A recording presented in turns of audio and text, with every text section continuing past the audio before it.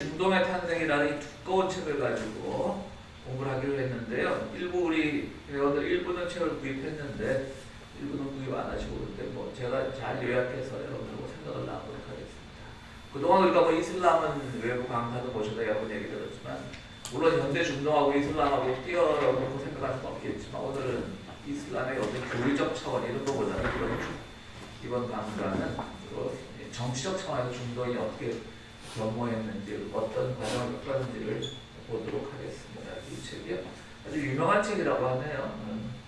근데 보니까 굉장히 내용은 평이하고 두껍긴 한데 내용은 평이하고 쉬워서 왜 유명한 책인가 했더니 그 당시에 모든 상황을 너무 세세하게 백과사전처럼 정리하는 그런 책이더라고요.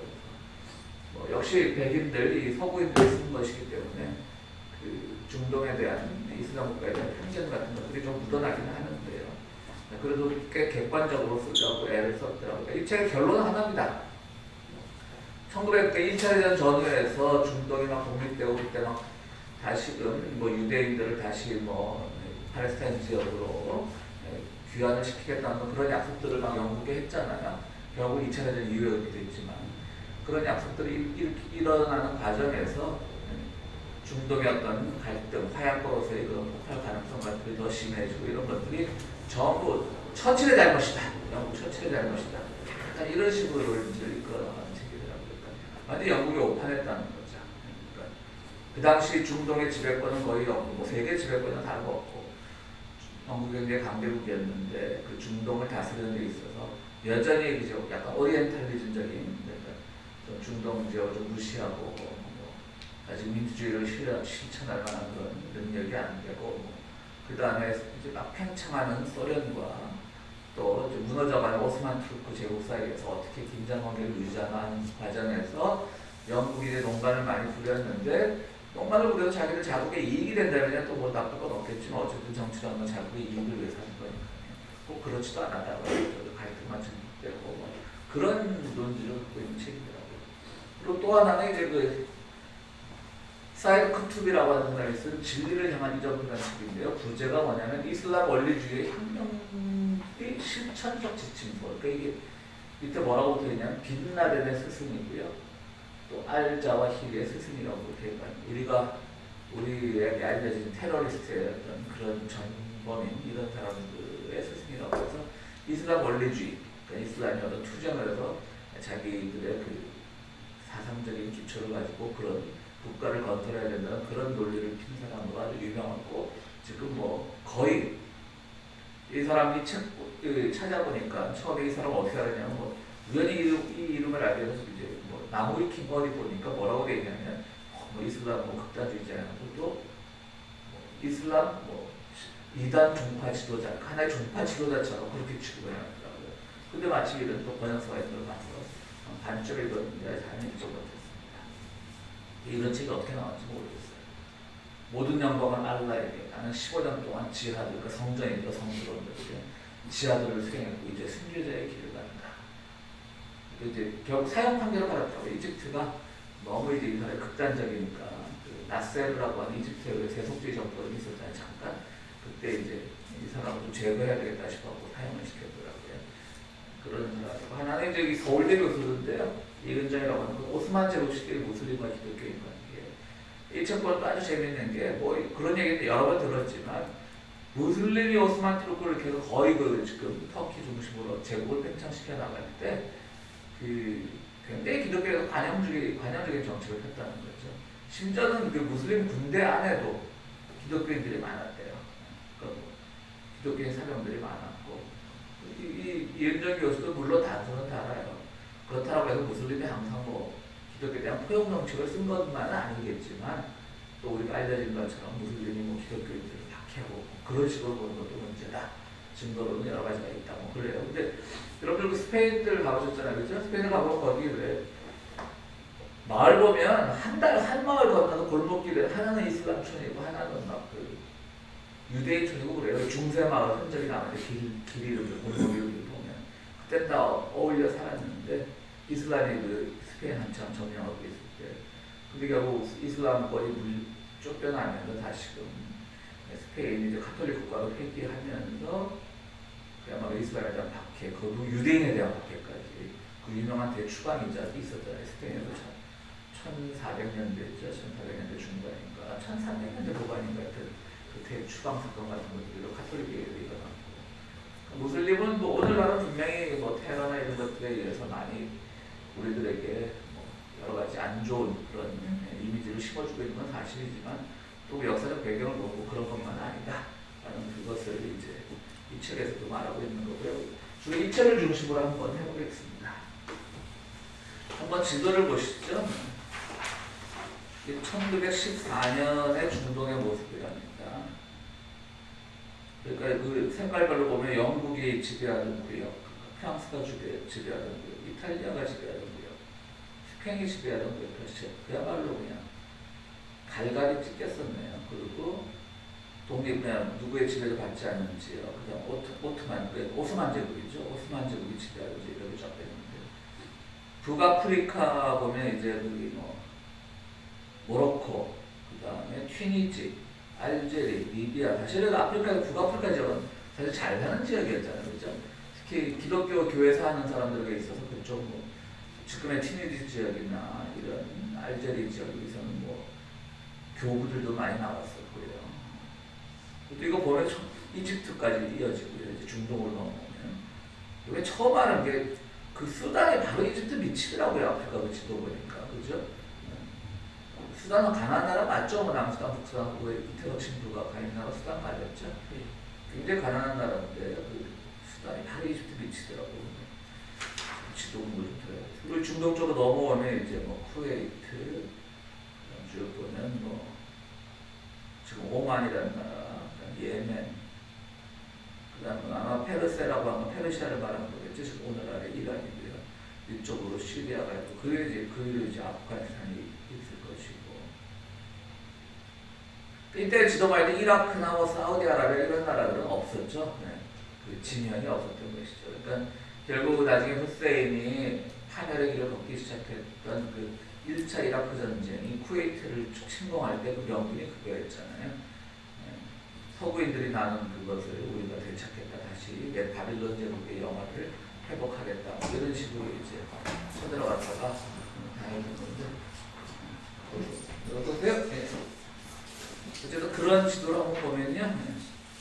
근데 이제 이때 영국이 이 지역에서 이 중동에 대한 그 지배권을 계속 확인하고 싶었던 이유는요. 이제 그 인도로 가는 그 길목, 육로로 가는 길목을 꼭 차지하고 싶었다는 거죠. 인도가 역시 영국에게 있어서는 가장 탐나는 게 아닌데 갖고 있었으니까 가장 지키고 싶은, 인도 사람들이 들어 반하겠지만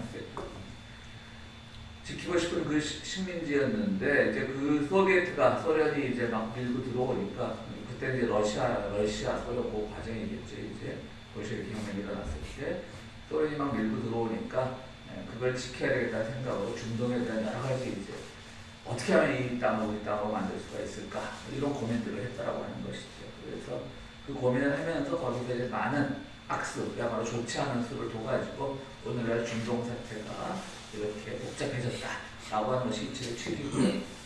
이때는 아직 가스.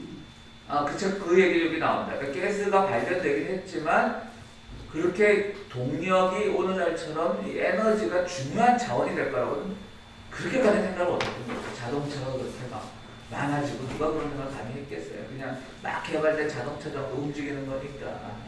그렇게 인도에 대한 욕심은 상신력들입니다. 인도 본래 자기가 식민지를 갖고 있어. 그 향신료도 땅도 크고 또 인도가. 그러니까 이 책에 나오더라고요. 그 당시만 해도 석유가 발견됐을 때긴 하지만 석유가 그렇게 이 땅을 차지하기 위한 연구의 그런 건 아니었다. 실제로 2차 대전 끝나고 나서 그 사우디아라비아를 두고 처칠하고 2차 대전 끝나고 미국의 루즈벨트가 가서 사우디아라비아 왕하고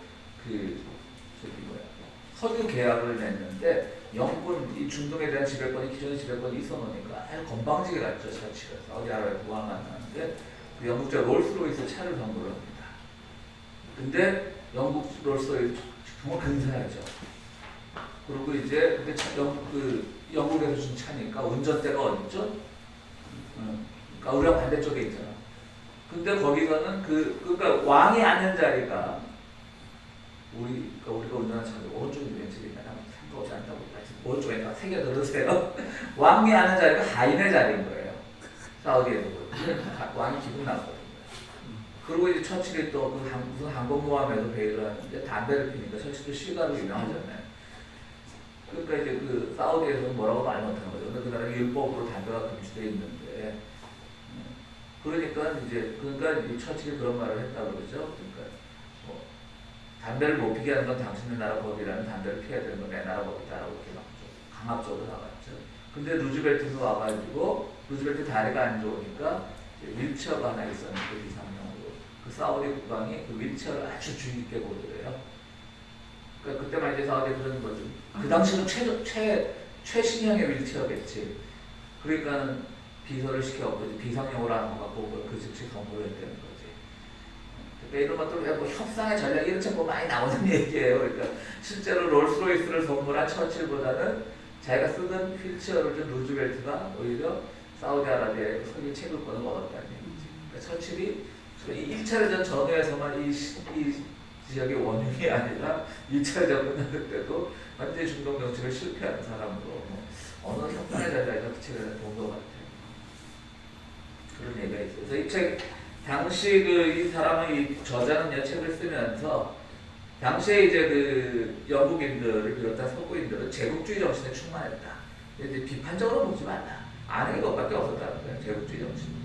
그럼 뭐 합스부르크도 제국이었고, 뭐 러시아도 그러니까 이제 볼셰비키가 일어나기 전에 제국이었고, 다 제국주의였지. 그러니까 모두가 그랬지만 어쨌든 한 중동이라는 땅을 두고 그야말로 그 나라 입장에서 생각할 여유를 전혀 갖지 못했다라고 하는 것이죠. 오히려 제국주의 정신에 충만했다. 그리고 정치인들의 자국의 이익만을 생각했다. 이것도 뭐 그렇게 당연한 소리를 해놓고 이제 이 저자도 뭐 그럴 수밖에 더 있냐 또 하나하나 한 말을 하더라고요. 이제 머리말 부분 중에. 그다음에 영국 관리들에게 아랍 지역 중동 지역은 자유민주주의를 실현할 준비가 안 되어 있다고 봤다.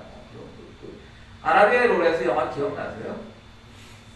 내용 기억나세요? 저도 봤는데 그냥 안소니킨 나온 것밖에 기억이 안 나는데 안소니킨 주인공도 아니었대요. 내가 다시 한번 읽어보니까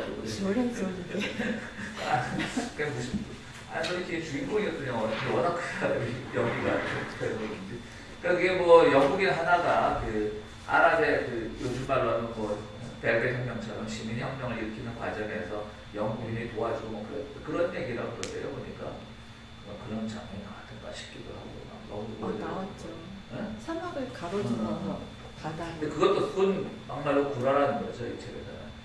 그런 일이 있긴 있었지만 그렇게 뭐 로렌스가 그렇게 아주 결정적인 역할을 하지도 않았고 이 아랍인들이 자유를 쟁취하기 위해서 일으켰던 그 혁명이 그렇게 그냥 조그만 시위 정도였지 그렇게 뭐 그날의 정치 질서를 바꿀 정도의 그런 혁명은 아니었고 다 구라다. 오히려 그 안소니 퀸이 맡은 역할, 그 사람이 실제로 그 아랍에서 큰 역할을 했다는 것이죠. 그 아랍의 로레스 할 때는 로레스가 안소니 퀸이 아니었던 거예요. 그건 토고세력이었죠. 그렇죠. 그건 네, 부족장. 네, 부족장. 기억 좋으신 것 같아요. 그리고 1922년 영국이 중동에 설치한 많은 기지들을 설치를 했는데요. 이거는 2차 대전 당시 이들 지역에서 나치 세력이 이제 이들과 협조하는 데 있어서 그걸 억제하는 역할을 했다는 거죠. 그거 하나 이제 굳이 서구 입장에서 보면 그거 하나 이제 좀 잘한 거다. 그러니까 잘했다기보다 그거 하나 내세울 만한 거다. 이 책에서 이제 그런 얘기를 해요. 그러니까 그때 때문에 이제 뭐 근데 오늘날의 이라크 같은 나라는 당시에 히틀러 쪽에 붙었었거든요. 나치 쪽에.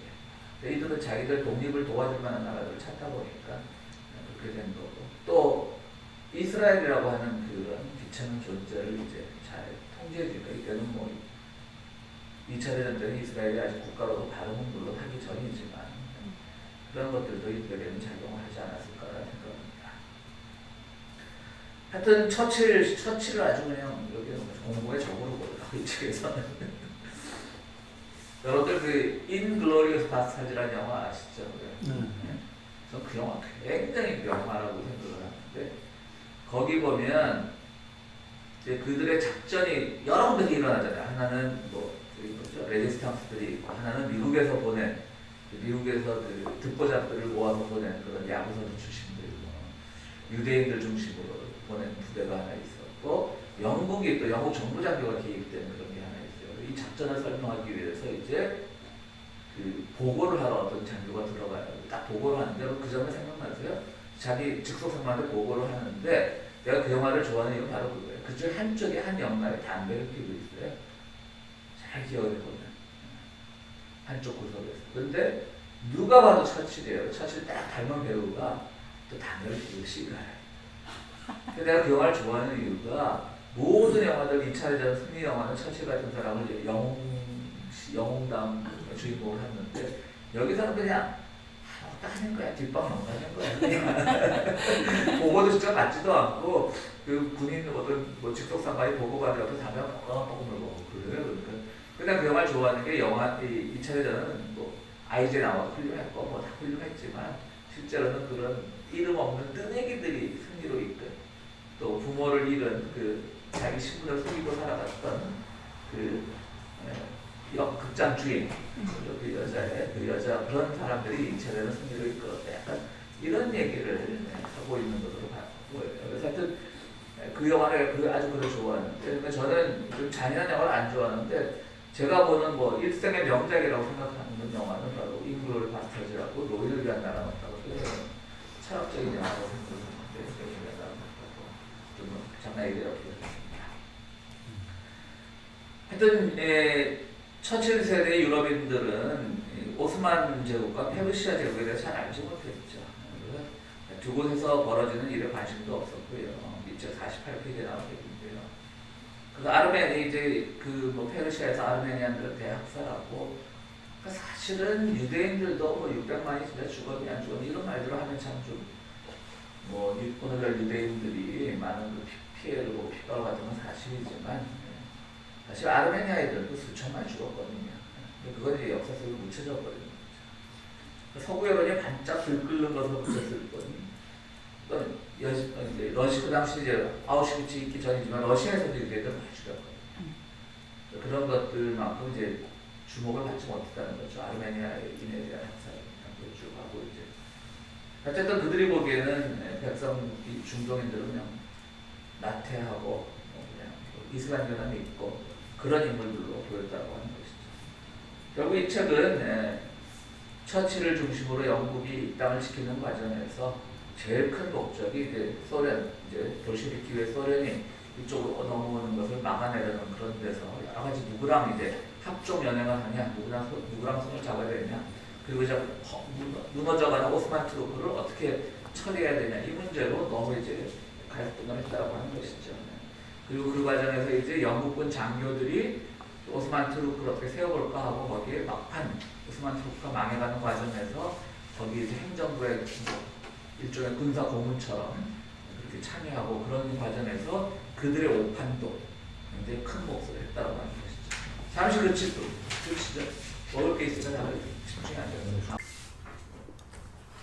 결국 오늘날 중동의 문제는 처칠하고 당시의 그 중동의 기득권자들하고 그들이 만들어낸 갈등 때문에 오늘 중동의 문제가 아직까지도 그렇게 활활 타오르고 있다. 갈등의 불이 타오르고 있다고 하는 겁니다.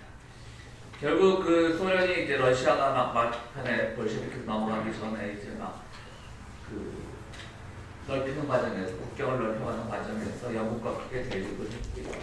그 과정에서 이제 그 아프가니스탄을 두고 굉장히 또 갈등이 심했더라고요. 아프가니스탄은 참 그 땅도 보통 땅이 아니더라고요. 우리가 뭐 한국민족이 뭐 저항의 민족이니 그런 게 잘 알아더라고요. 영국이 잠깐 아프가니스탄 1839년에 아프가니스탄 카불 우리 많이 들어봤잖아요. 워낙 거기가 문제가 많은 땅이니까 카불을 점령하고 이제 러시아를 막아내는 성공을 한 거죠. 일단 영국이 카불을 점령하고 친영국계 군주로 옹립했는데요. 3년 뒤 다시 반군이 아프가니스탄 반군이 영국을 쫓아내고 그때 죽은 사람이 영국군이 4,000명, 영국에 협조한 민간인 16,000명들 모이 2만 명이 거의 죽었답니다. 그 아프가니스탄도 대단한 사람들이에요. 그 저항 정신이 그 땅 보면 알잖아요. 순산악지대잖아요. 석유도 안 나고 아프가니스탄은 그 바로 밑에 이란 석유가 나는데 말이죠. 어쨌든 그러면서 계속 이제 갈등이 되다가 이제 그 어쨌든 이슬람, 이 현대 중동의 이제 배후가 되는 기본이 되는 이슬람 종교를 믿는 오스만 투르크가 이제 점점 이제 쇠락해가는 것이죠. 그 넷플릭스 드라마 중에 오스만 투르크인가 뭐 이런 거 있어요. 다큐하고 드라마 이렇게 혼합 형식으로 된 거 재밌어요. 그 비잔티움, 콘스탄티노플 그게 무너질 때인데 그 어디 보면 이제 그게 그 사람이 그뭐 마호메트 2세인가 그래 그 왕님이 그래갖고 그 이제 그때 그 오스만 투르크의 황제 그 나이가 27인가 그래요. 27살짜리가 그 수천년 뭐 1000년 이상의 역사를 가지고 동로마 제국을 무너뜨리는 거지. 지금도 여러분들 그 뭐 자료 같은 거 보면 그때 그 비잔티움 거기에 그 이스탄불 지금 이스탄불 있죠. 거기에 그 성벽이요 이중 성벽으로 누구도 못 무너뜨렸다는 겁니다. 근데 결국 무너뜨리는 거죠. 그 마호메트 2세가 그 젊은 20몇 살짜리 왕이. 근데 거기 봐도 이런 얘기들 나오는데 그러고 나서 오스만 투르크 제국은 전혀 성장을 하죠. 그러다 이제 19세기 후반에 가서 점점 이제 막 근대화되고 이런 걸 못 쫓아가는 거죠. 영국 산업혁명이 일어나고 이런 걸 못 쫓아가니까 쇠락해가는 과정에서 이제 누구와 손을 잡고 살아남아야 되는가를 고민하다가 맨 처음에 영국과 손을 잡았죠. 영국이 거기서 지배권 확보하려고 오스만 투르크를 살살 달려야 되니까. 근데 바로 영국은 그걸 못 했던 거죠. 계속 무시했던 거죠. 아까 처칠 얘기는 그 후에 얘기긴 하지만 계속 무시하니까 이들도 화가 나는 거죠. 그냥 미개한 맨죠. 영국 애들도 참 그런 거죠. 지들이 다 제일 세상 똑똑하고 고모들을 가장 쉽게 보여주고 있는 나라인지 모르고 그 과정에서 이제 그 오스만 투르크가 독일하고 이제 막 크기 시작한 독일하고 손을 잡습니다. 그래갖고 이제 독일하고 손을 잡으면서 1차 대전 때도 그렇고 2차 대전 때도 그렇고 독일 편에 섭니다. 그게 이제 동맹군이라 해요. 동맹국 편에 섰죠. 1차 대전 용어로 동맹국 편인데요. 독일 편에 섰다가 또 이제 뭐 크게 전통당하고 뭐 그런 것에서 이제 이 책은 그것도 역시 처칠이 이 땅을 너무 이제 무시했다. 그래서 그런 문제점이 생겨났다고 얘기를 합니다. 결국 뭐 따지고 보면 그 발칸이 이제 유고가 있는 나라죠. 지금 발칸이 뭐 7개국가 나눠졌잖아요. 유고 연방 이후에 지정식까지 오면 천날려고 다 오네. 네. 그러니까 이제 발칸을 중심으로 이제 그 종교 분쟁이 심하고 뭐 터키는 위로 올라가려고 그러고 오스만 투르크 또 위에 러시아 내려들고 그러면서 발칸 분쟁 사실 우리가 그 1차 대전이 결국 발칸이 일어난 거잖아요. 그 뭐 사라예보의 총선인가 뭐 그 문제가 다 이제 계획이 된 거죠. 그래서 1차 대전의 발발 원인 중에 이슬람은 사실 그 요인이 아니었지만 그 합수부르크 왕족하고 다른 왕족하고 이제 그런 갈등의 원인이었지만 기본적으로 보면 그 결국 이슬람도 거의 큰 공헌을 했던 거죠. 중동의 그 정치 지형을 어떻게 끌고 나갈 것에 대해서 많은 세력들이 대립하는 과정에서 정말 이슬람 문제도 중동 문제도 일체적 발발에 큰 영향을 미쳤다 이렇게 보는 것이 이제 올바른 시각인 것 같습니다.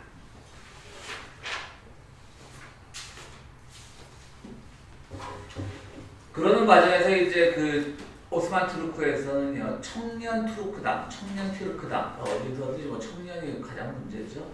청년 투르크당이라고 하는 이제 그 애국 중심의 뭐 나쁜 의미의 우익이 아니라 다시 오스만을 살려보겠다라고 하는 그런 정당이 생겨났는데요.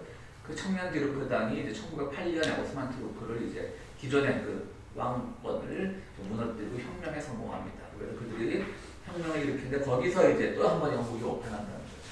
니들이 해봤자 뭘 하겠냐라고 하면서 그런데 그때 말씀드렸듯이 그 오스만 투르크가 무너져가는데 그 군부나 이런 행정직에 영국 사람들이 많이 이제 투입을 했던 거예요. 배워야 되니까 서구적인 행정을 배워야 되니까 많이 투입을 해놨는데 그 과정에서 보면서 니들이 해봤자 결국 그 핵심 부분에는 다 우리 영국 애들이 앉아있으니까 무슨 일을 해도 우리가 컨트롤할 수 있다고 믿었다는 거죠.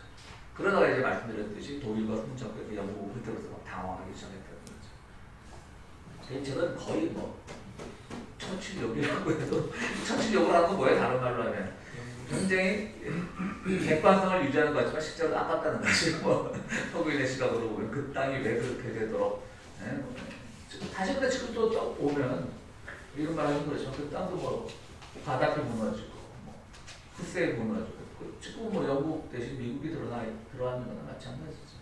오히려 그런 점에서는 뭐 중동은 영원히 그렇게 끌려다니는 나라일 수밖에 없는 것이고요. 근데 이제 그 당시 또 하나의 실수를 하는 게 뭐냐면요. 여러분들 그 유대인들, 그러니까 1차 대전 끝날 때쯤에 유대인들을 그 귀환시키기로 약속을 하잖아요, 영국이. 근데 안 했잖아요. 그러다 2차 대전 끝나고 귀환을 시키는데요. 그때 여러분들 잘 아는 그런 시온 장로 의정서 아시죠? 잘? 시온 장로 의정서라고 하는 위서가 하나 발견이 됩니다. 근데 그걸 처음에 발견한 거는 소련이에요. 러시아에서 이제. 그 내용이 뭐냐면 정말 그럴듯하게 쓰여져 있는데 유대 장로들이 모여서 결국 세계혁명을 꾀하고 결국 세계를 점령한다는 그 계획서가 거의 진짜 무슨 회의록처럼 이렇게 된 거예요. 의정서적으로 협약이죠. 일종의. 그런 게 발견이 됩니다. 나중에 알고 봤더니 그거는 우리 교회도 책이 있는데 그 누굽니까? 움베르토 에코가 쓴 프라하의 묘지라는 책이 있어요. 상하번 두 번. 그게 이제 그 사람도 움베르토 에코만의 그 상상력을 발휘해서 그 책이 그 위서가 어떻게 만들어졌는가에 대해서 이제 그 추정하는 책인데요. 그건 완전 위서예요. 파스칼 시대가 어느 사람이 장난으로 쓴 거를 러시아 신문에서 일세였고 그렇다게 전대어로 바꿔갖고 한 거예요. 우리가 이걸 일세했다.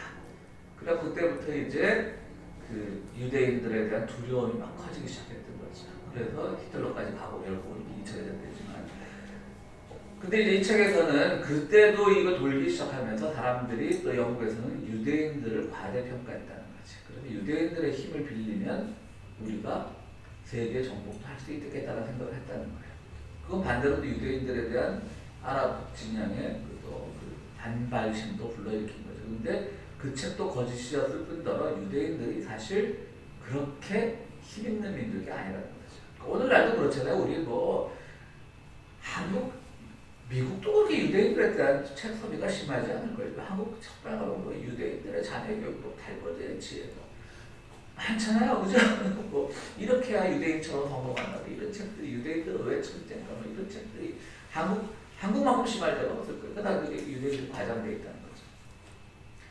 그 넷플릭스 드라마에서 여러분 우리말로 하면 그리고 베를린에서로 번역이 될 때 저는 한글 자막으로 보니까 원제를 잘 모르겠는데 그 유대인의 그 하시dim 믿는 그 골수 유대인들 중에 희가씨 봤을 것 같은데 젊은 유대인 여자 키 작고 좀 젊은 여자 머리 빡빡하고 베를린까지 나와가지고 예. 제목이 그게 아닌 것 같아요. 그 한국 제목 그리고 베를린에서 원제목가 뭐더라. 그러니까 그런 이 헐리우드 권력도 유대인들이 많이 잡고 있어서 그런지 요즘 그 넷플릭스에서 다루는 그 유대인들 드라마를 보면요 정말 뉴욕의 유대인들이 많잖아요. 뉴욕 우리 식으로 따지면 거의 서민 아파트만도 못한 데 살면서 자기들만의 종교적 교리를 지키고 이렇게 살아가는 착실하면서도 꼭 착실한 드라마가 재미가 없잖아. 그 안에서 일어나는 여러 가지 인간적인 질투, 범죄는 아니고 그런 드라마가 누구야 또 하나 보기 시작했는데 또 잊어먹었다고 한글 제목이었어.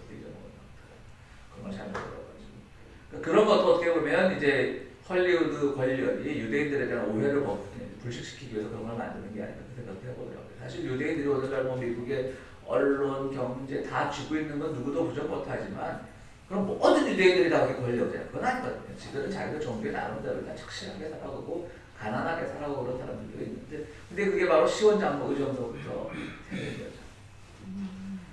그 미국의 포드 자동차 포드가 그거를 자기 돈으로 찍어가지고 미국에 또 전역에 배포한 거 아니에요. 영어로 번역해서 시원장로 의정서. 그 포드도 완전히 또 반유대주의자였던 거지.